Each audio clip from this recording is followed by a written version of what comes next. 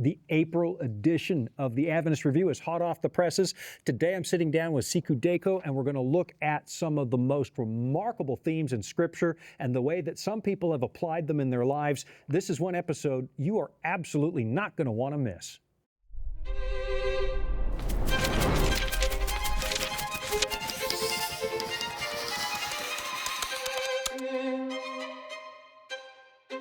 Welcome to what is no longer a brand new show from the Adventist Review, because I think we're, what are we on, episode 10?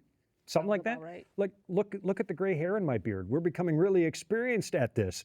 I'm Shawn Boonstra, Associate Editor at the Adventist Review, and I'm Sikhu Daco, Associate Editor as well. yeah, and really, Sikhu, you're like the quarterback when it comes to printed material. Like on Team Review, you're the quarterback. They let me play in the studio, but they keep me away from. I mean, I write and what have you. I don't know what a quarterback is. You don't know what a quarterback I think it's in like American football. Yeah, they're calling. Yeah, American football. They're calling the plays. Here's where everybody's going to go, and I rely on you for that a little bit, because you really do control sort of the traffic flow. We often have more material than would ever fit in a magazine in a given month. And hey, if you're not subscribed, let me just put in this plug.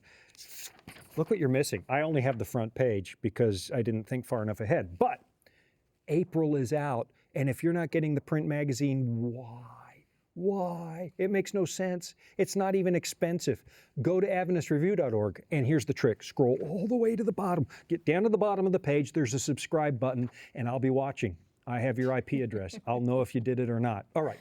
April edition, and you kind of do a lot of traffic control. You're okay. Instead of football, maybe you're the air traffic control. That works. Tower, and we often have a lot of submissions, but people are sometimes curious. They'll just send an article in. Hey, can you print this? How do you decide? Because that's a large part of your portfolio. How do we decide what ends up in the review, and how does that process work? Well, so we have a mission statement actually. Yep. And the essential, as you know, We have to recite it. We have to recite it in harmony at staff meetings. Yeah. Yes. And on hand on heart. Yeah. Hand to heart. No, which is not true. But No, we do have a mission statement, and the three essential elements in the mission statement being to unite Seventh-day Adventists, because we're not just trying to produce material just for the sake of producing stuff. One of the reasons why the Adventist Review was started back in the day, in the wake of 1844, and everybody was scattered, was to bind the scattered flock, so to speak. This was the terminology that they used. So it's a really unifying purpose. Right. So is this going to be something that is unnecessarily divisive? It's not that we are against things that are potentially divisive, but are we being divisive for no reason? Right. Is somebody appearing to just stir the hornet's nest for the sake of getting attention? Just for the sake of yes. Yeah. And we're not trying to just put fancy headlines out there just to get attention. Not controversy for the sake of controversy. Not for the sake of it. So uniting, helping to unite the church, to deepen our historical faith. So we have a lot of theology articles, want to understand what we believe, why we believe what we believe. Surprisingly, a lot of times you assume that because we're all Seventh-day Adventists, we all believe the same stuff. But if we're not constantly reminding ourselves what the Bible teaches and why we believe what we believe, we can kind of drift from what the core of our message is. Right. So we have theology in there, doctrinal studies, teaching about our Adventist history to really deepen our historic faith. And then the third element is to strengthen our unique identity. Excellent. Yeah, which when I went to a non-Adventist college, and I had the experience there of being part of a public campus ministry. And one of the questions when we were trying to recruit other Adventists on campus to start this ministry on our university campus was like, why start a ministry when we already have Christian ministries? We have other Christian fellowships on campus.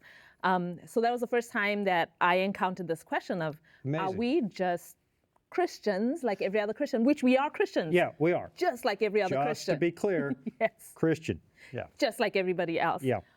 And yet not just like everybody else, because we have a unique mission as Seventh-day Adventists. So one of the things is to strengthen our unique identity as Seventh-day Adventists and our unique mission to spread the gospel in anticipation for the soon return of Christ. So in addition to theology, then we start to see a lot of missional stories and witnessing and Yeah, one of my favorite things, we got a lot of testimonies, and we're always looking out for great testimony stories about what God is doing among his people, which God is always doing something new among his people. So we print a lot of experiences, testimonies from that take sort of the theology and like put it in life. It's like in vivo.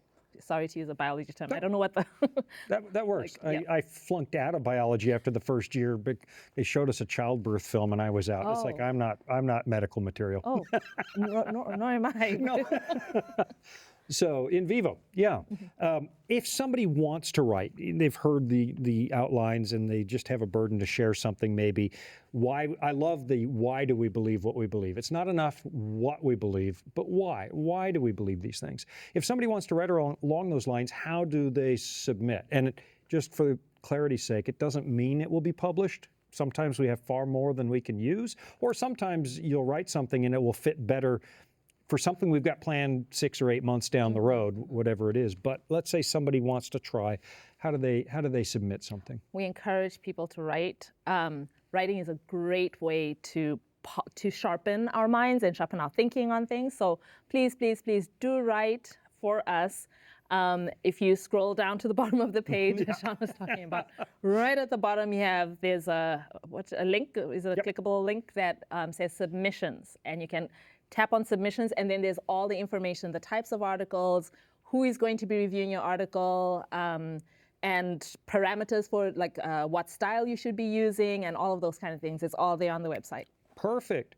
When you're editing, last question. We got to get into this April issue because it's a great issue. But as you're editing, any sort of little pet peeves, like grammatical stuff that rubs your fur the wrong way?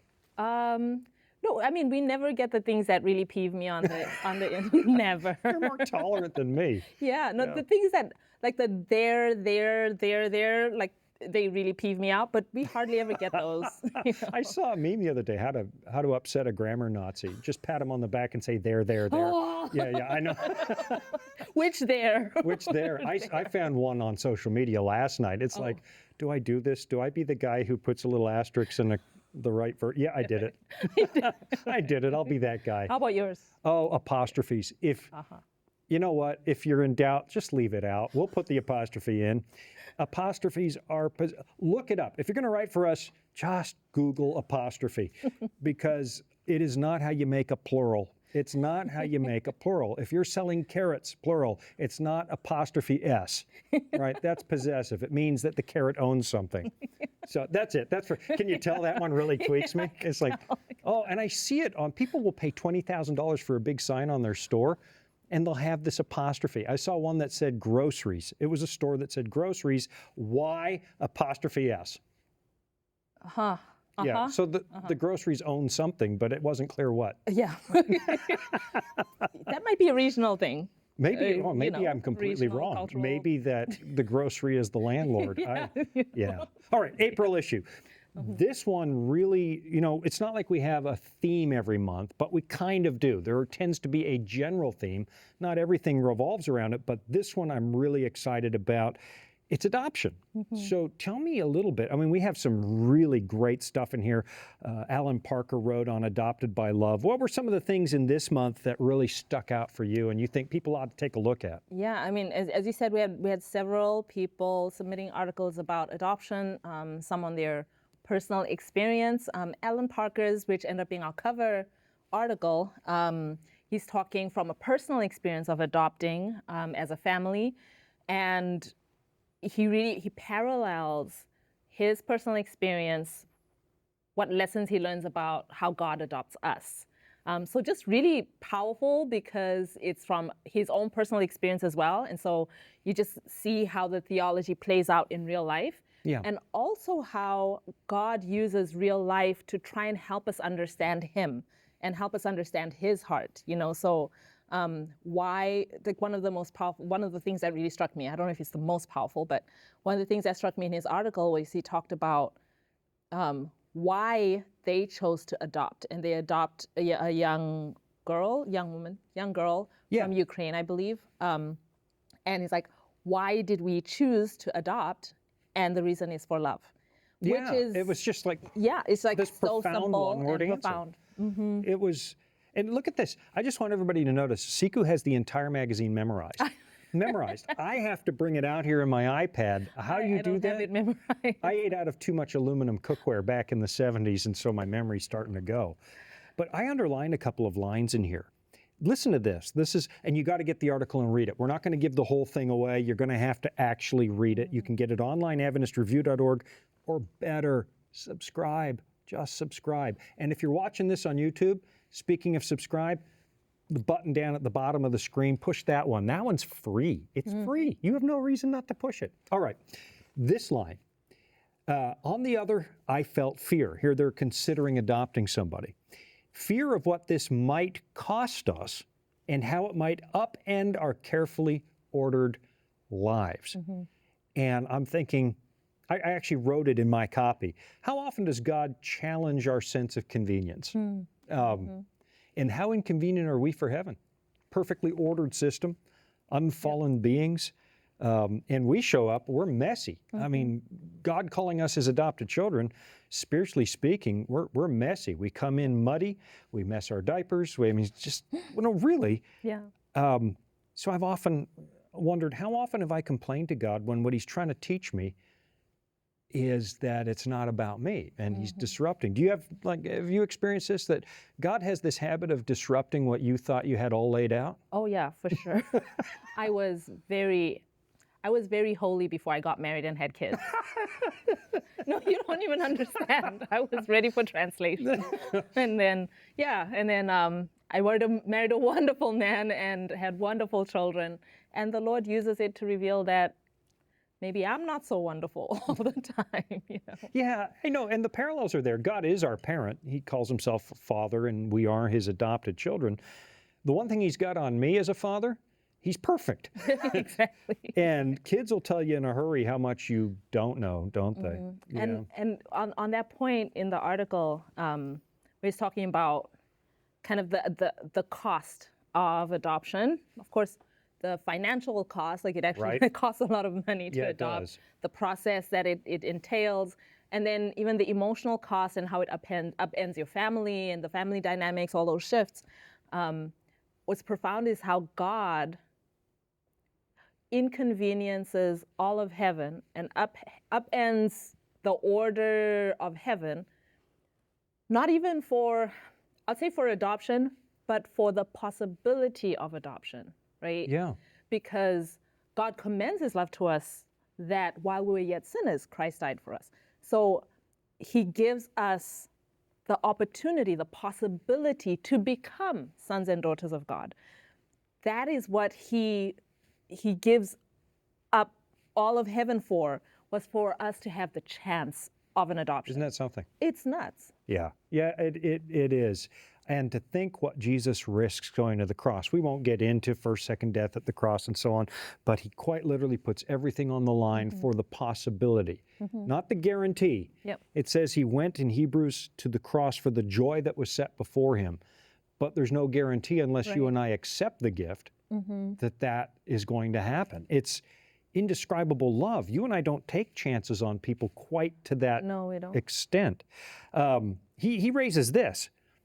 The question of, what if this is a troubled child and you don't even know the problems of the child that might come to your home? Perhaps it's trauma, if they're from a war zone, or lost their parents in a way that really affected them, or maybe a bad life in an orphanage somewhere, something. And we kind of have an idea maybe of what might show up, or inherited tendencies that you can't predict. Yep. God knows full well the mess I'm going to make when I show up. And he wants me anyway. Yep. He wants me anyway. Probably not as much as he wants you, but he wants me anyway. He wants us all. He knows the whole picture, and that doesn't deter him. Yep. And the mind-boggling thing about the love of God, how God gives us choice, which is really inherent in the concept of love itself, which is, but is that adoption is a two-way street, like that God offers us adoption, but we have to accept the adoption ourselves as well.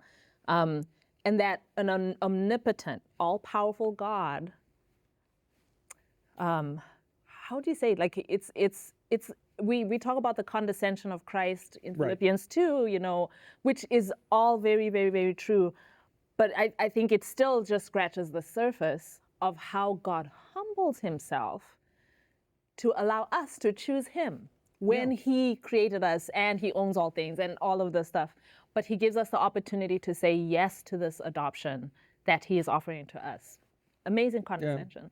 I often think about this, and we have so much more in this edition that we got to get to, but this is kind of the theme in April, this adoption concept, and we don't want to give the whole article away again. You have to subscribe. You need to read this stuff. But I'm thinking about it. You've got these stories where the disciples, I was preaching on this a few weeks ago in a church, where the disciples are saying, Lord, we're excited this kingdom's coming, which how does it work exactly? And they're asking, who's going to be greatest? And what they're really asking is, hey, have a look down the line of disciples here, Lord. Which one of us is going to be greatest? And so there's this mentality. The disciples' stories are there for us. They reflect human nature. They really believe that somehow you can dust off your resume enough to impress God. And while we were yet sinners that you just mentioned, he's not waiting for you to impress him. You don't have to be impressive. He wants you. He wants you. You can get off that endless cycle of trying to be good enough for God because you aren't.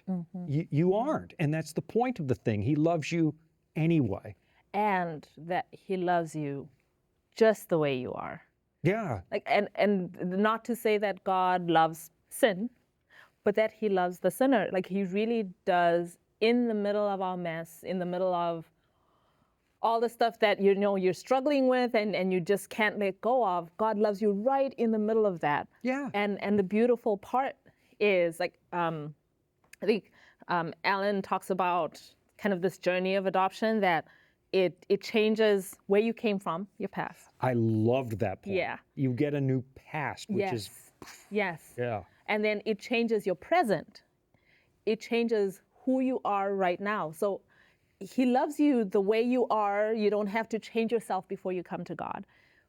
But when we do come to God, he changes our reality. He changes our present reality. We don't have to continue to live in shame, in guilt, right? In turmoil. Like, he changes our reality now.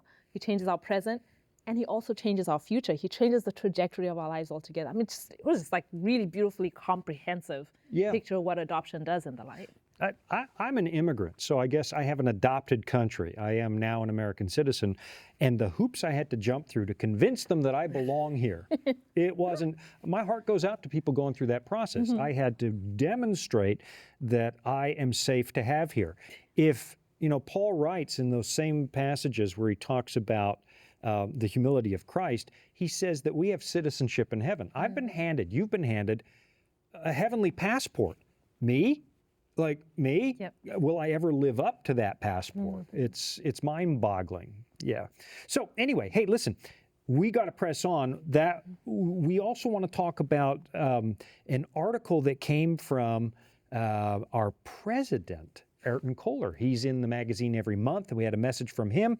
And we have one called, what was it? Right Motives, Wrong Methods. Tell me about that one. What are people going to find in that? I thought it's very poetically done. Yeah, it was. What he's saying is actually, I thought it was very profound, very hard-hitting. I'm going to put in my words, like you have to read how he actually says it. So this is kind of, my reading of it, my interpretation of what I read. This is the Sikhu paraphrase. Sikhu paraphrase, yes. Sometimes as Christians, we've got good motives, like we're trying to do the right thing. But it not only matters doing the right thing, but it matters how we do what we're doing, right? So God not only tells us what is right and what is wrong, but he also gives us how we ought to live, like how we ought to interact with one another. I'm going to give an application maybe of what he talks about. Yeah. the easiest would be what happens on the internet. Oh, yeah. Right? The way that we engage on the internet. It's so easy to be very blunt and very cutting with our words and very, direct, and I would say perhaps even mean-spirited in the way that we communicate when we've got a screen between us and the person that we're communicating with. There's this perceived anonymity. Yes. Yeah. And because of that, and because it's in defense of truth, Right. Adventists, we don't believe blah, blah, blah, blah, blah, and then the way that we say it, and so he's saying it's not only important that you are defending the truth, but we should also embody the truth in the way that we speak about stuff, right? Yeah. So I thought it was very pastoral, a very pastoral. I thought so too, and I really appreciated the fact that he put the brakes on rumors. He has us sit back and consider, before I say this or before I repeat this, do I know this to be true? And even then, if it is true, is it helpful? Is it edifying? But rumors, I mean, we loved it. It's so easy to click, hey, let's forward this one everywhere. Let's just retweet this, or whatever the equivalent is on Instagram. Just let's repost. Yeah, repost it. I'll just repost this. And you might find out later that wasn't entirely so. I'm reminded of somebody that really got hurt by a rumor when I was pastoring. And he said something I won't forget. It's a common analogy. He says, okay, they've admitted they were wrong and that they said something untrue and that the rumor wasn't true, but it's like cutting open a pillow in the wind. You can't get all the feathers back. And people now look at me suspiciously like I really did something untoward. It wasn't horrific, but, it basically accused, was he pocketing some of the church's money or whatever? Even if you suspect it's true, what's the point? Would God repeat? Or when in the Old Testament, the devil brings the devil's there. Joshua is saying, hey, he's filthy, he's filthy. Was he right? Devil was completely right. Is God interested in highlighting that when we're redeemed? No. I don't think we ought to be doing it either. And he says in one of the paragraphs, I think this may be verbatim, but he says, we need to talk more to people than about people. Oh, I love it. Yeah.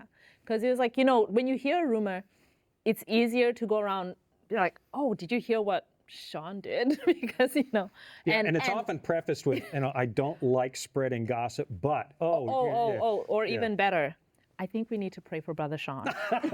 That's true, by the way. You do need to pray for Brother Shawn. Right. But my hackles go up when I hear that one. Yeah, Please pray for so-and-so. We need to pray for so-and-so because you know what happened? I saw him and his wife, and then we get into but we need to pray for him, we'll probably pray for my wife. That's probably who needs the most prayer in that home. Yeah. Not because she's doing something wrong, because she has to live with me. Yeah. But what he's saying is, instead of talking about the person, if you're suspecting there may be an issue, how much more helpful for someone's salvation would it be to go and speak with them and say, Brother Shawn, I don't know if this is true, and I'm not sure if what I saw is what it was, or even if it's like I saw it for myself or I read it for myself, just speaking to the person to clarify. And a lot of times what you thought it was is not what it was. Oh. Sometimes it is, and when it is, then it's an opportunity to actually help someone rather than going and smearing people's names. I remember one specific incident. I won't say what city it was in, but there was a school teacher who was unmarried, and her boyfriend, someone noticed that his pickup was in front of the house all night. And so the rumor spread everywhere. He stayed the night. No, truck was broken down and he left it there and got a taxi home. Dear. But the rumor had already spread, and by the time you've cast a shadow over somebody's reputation, it's really hard to claw that back. Even if it's cleared up, you've already taught people to look at them differently and not the way Jesus would. We've got minutes to go till they just kill the cameras on us. There was one more bit in this month's content about washing feet. Talk about that for a minute. I think it's Mark Mashburn writes an article about how Jesus washed the disciples' feet. We've kind of mentioned some of the themes that are in there about the humility of Christ, that he's willing to do this. But it's neat. He kind of brings you into the room, in his imagination of what was going on, what the dynamic was. So it's a very, very fun read even. But that the disciples, as they start eating, clearly nobody is willing to do the thing. You know, the humble thing, the degrading thing, the thing that they perceive to be for servants beneath them, right? Nobody's willing to do that. And yet when Jesus does it, and here, this was the take home for me, was the power of humility. When Jesus condescends, once again, humbles himself to do the thing that nobody else in the room was willing to do, it completely changes the scene. And it becomes this sort of like this fork in the road where they have to decide, how am I going to relate to the humility that I'm experiencing? Right. And for Judas, unfortunately, it was a turning point. It really was. Yeah. And the other disciples stay and they receive this act of humility, which in receiving the humility, they themselves need to be humble. I mean, just really beautifully written. My favorite response is Peter. Peter's my disciple. He's, bullheaded, rushes in, let's fix it now. It's like, no, let's do everything. It's like, no, Peter, this is enough. I appreciate that enthusiasm. But I read that and I thought, I know I would have felt the hot shame at that moment where it's like, you know what, you're a senior disciple and, really that's for the new guy maybe, or, and then Jesus does it. Yeah. Yeah. It's, let this mind be in you that was in Christ Jesus. So it feels like, okay, adoption's our theme, but so is Philippians chapter 2 today. Yes. We, at the foot of the cross, there's very little room for pride. When I stand at the cross and I recognize it's my sin that put those nails through his hands. Where is my pride? Where's the room for pride here? My doubt, it pushes the spear into his rib cage, right? It's my unbelief that forces the crown of thorns on his head, not yours. True of all humanity. Yeah. But where's your pride go? I think that's why Ellen White counsel to reflect on the closing scenes in Gethsemane and the cross is so powerful. You can't stay proud in that case. Right. Any last parting words? We have 1 minute to go. I've run down the clock because I am a motor mouth. Yeah. Well, what you're saying about looking at Jesus, if anything from the articles that are coming out in April, just speaking about adoption, the one thing that shone out to me, and in all the other articles, as you've shown, the centrality of Christ in all of that. Bingo. And keeping our eyes focused on him. Yeah. Thank you, Sikhu. Thank you so much. And remember, go to the bottom of the page. You can find submissions and subscribe. It's at adventistreview.org. And again, I know I only brought one page, so this is bad salesmanship. But the April issue, if you're not getting this, why not? Why not? This is still, this magazine predates the church itself. You should be getting this in your home. It will uplift you, unite you, and you'll have a good sense, an honest sense of what's actually happening in the world church. Thanks for joining us this week. I'm Shawn Boonstra.